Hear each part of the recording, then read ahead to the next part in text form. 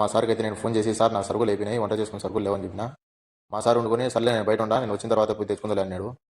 మా సార్ వచ్చినాక ఫోన్ చేసినాడు నాకు, సల్మాన్ రా అని చెప్పేసి. నేను పోయిన తర్వాత 5 దినాలు అయితే చేతులు పెట్టేసి, పో పెద్ద పెద్ద జమియాకు పోయి సరుకులు నీకేమేమి కావాలో తెచ్చుకోపో అని చెప్పినాడు. నేనైతే బయలుదేరిపోయినా. ఇంకా ఇక్కడ జమియా దగ్గరికి వచ్చేసి ఇంకా జమియాలోకి అయితే పోతానా. ఇదే నేను ఫస్ట్ టైం పెద్ద జమియాకి అయితే రావడము. లోపలికి వచ్చిన తర్వాత అయితే నాకేం అర్థం కాలేదు.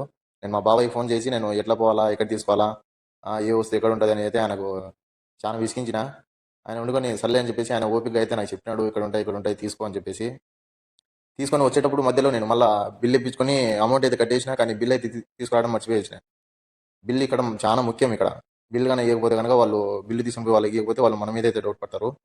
బిల్లు తీసుకుని రాలేదంటే ఏమన్నా డబ్బులు ఏమన్నా దుబ్బేసినాడేమో, లేకపోతే మేమేమన్నా దాచుకున్నామేమో అన్నట్టుగా వాళ్ళు డౌట్ పడతారు. కాబట్టి ఇక్కడ బిల్ అయితే కంపల్సరీగా తీసుకుని రావాలా.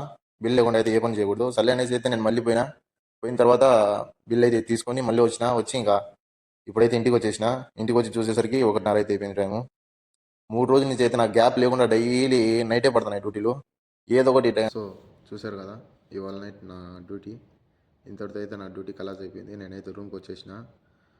కోవిడ్కి వచ్చిన ప్రతి ఒక్క హౌస్ డ్రైవర్కి అయితే కంపల్సరీగా అయితే నైట్ డ్యూటీలు ఉంటాయి. తప్పకుండా అయితే మనం చేయాల్సిందే. మనకు ఫీవర్ వచ్చినా, మనకు బాగున్నా బాగాలేకపోయినా, మనం నిద్రలో ఉన్నా కానీ వాళ్ళు ఫోన్ చేయగానే వెంటనే లేచి అయితే మనం వచ్చి డ్యూటీ చేయాల్సిందే. అది ఏ టైం అయినా కానీ మనం అయితే చెప్పలేం. ఇంతగా నా వీడియో నచ్చింటే కనుక ప్లీజ్ లైక్ చేసి అట్నే నా ఛానల్ని టికుం సబ్స్క్రైబ్ చేసుకోండి.